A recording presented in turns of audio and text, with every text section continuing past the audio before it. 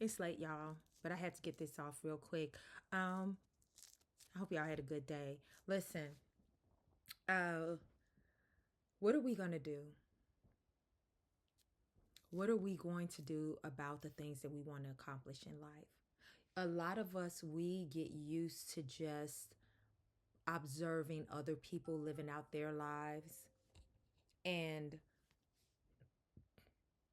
comparing ourselves to those other individuals. And we get frustrated, or we get saddened because we feel like, oh, there's something special about these other individuals, and that things are happening for them, it's luck, it's they're just blessed, or whatever the case may be, when really there were choices made. They have the same choices and options before them that you have and that I have. What are we going to do in order to secure the life that we say that we want? We have a lot more power than we tend to operate in. And I'm talking to those of us that are sitting on the sidelines talking about what we want to do, what we want to be, what we want to have, and all of those things. And looking at other people and actually feeling like there's something special, when actually the reality is that those individuals made choices that they executed on, and they ended up yielding those results, or having those results. And trust me, just like with anything, those results are usually not exactly what one thought they would be, but they still did something in order to secure and move towards the life that they want. Case in point, we just had the screening for my documentary Fairy Tales, which is about Western society's views of single, black, straight, childless women ages 35 and older. And I've been working on this for a long time. And then I went into the season of waiting for distribution, waiting for this, waiting for that, waiting for the editing to be done, waiting for like, it was constant waiting. And I finally was like, I need to take my power back. And so we were like, we're going to screen it. Me and my two producers, we're going to screen it. We're going to start a series of screenings ourselves. Okay? Here's the thing. When we were doing the screening and the panel discussion and kind of creating this atmosphere, and it wasn't perfectly what I wanted it to be, but it was a start. It was a start. That's another key lesson. Start where you are with what you have. Stop waiting. I am guilty. Trust me, I am guilty of waiting for the perfect moment, waiting to have all of the resources, waiting. And as you're waiting, day after day, week after week, month after month, year after year is passing by. Time is not slowing up, it is accelerating. What are we going to do to secure the lives that we say that we want? We had the panel discussion, actually the screening panel discussion going on 2 weeks ago. Not tomorrow, it'll be 2 weeks. And that is crazy how fast that time is gone. But I remember making the announcement that 3 of the women had gotten married since their interviews in this documentary. As I said in the documentary, part of the criteria is you had to be currently single for the women. That means divorced, never married, or whatever. Okay. And you could not have children. That's the demographic that we were focused on. 3 of those women, since their interviews, have gotten married. And people clapped. And I was like, it's interesting that you all clapped, because we went into a discussion about how we are really, as a society, marriage and children is a driving force. Like, we're driving towards that for the most part as a society. We uplift it, we uphold it. It's natural, nothing wrong with it, but it's interesting, right? But I thought about the 3 women because I am, I know I have the privilege of knowing their stories, okay? These 3 women, it wasn't by happenstance. that they got married. These three women made choices that were different than previous choices. One of them, which was the last one to get married, which happens to be my baby sister, she moved to a whole different state, a whole different coast. She went on a dating reality show. It did not work out on the show, but guess what?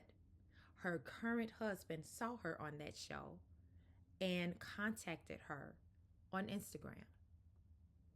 Now, how many of you are willing to change your life so drastically that you would move to a completely different state, a completely different city that you have no family, you don't know anyone there really, you don't have any foundation or base there, you are completely moving to a space that you are starting from scratch? How many of you are really willing to go on a reality show? I don't know very many women that are willing to do that and put themselves out there. There's a lot of women that's not even willing to get on the dating apps. Forget about a reality show. So when people are looking at my sister and they're saying, oh, you know, she just moved there a few years ago. She already met her person and da da. Oh, yeah, yeah, yeah.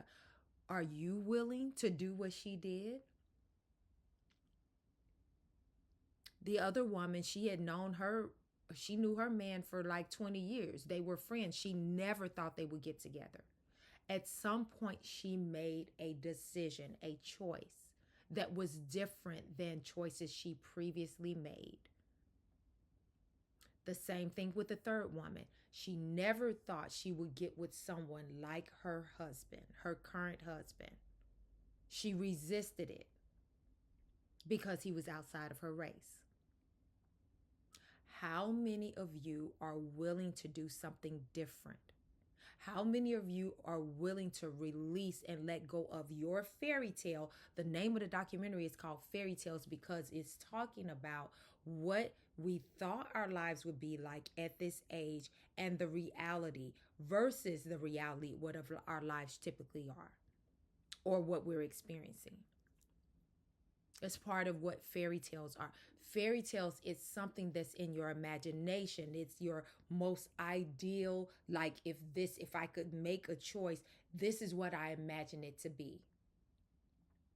Then you're faced with reality, and that reality may not be worse. It may even be better than what your imagination, but you have to be open to reality versus sticking with the fairy tale by any means necessary. What are you willing to do to get the life that you say you wanted? And it's not just relationally or in regards to, getting married or children or anything. That's, the criteria for the documentary, but it's anything. If you want to go into a different career or start a business or a side hustle, if you want to write a book or what are you going to do? These are the conversations I've had to have with myself. I was on my corporate job and I, year after year, wrote the same basic things down as goals. Goals. We're coming into the holiday season and going into a new year, writing down resolutions and goals, the things you desire. But guess what? All it is a piece of paper. Unless you are willing to execute on those things that you say you want, which means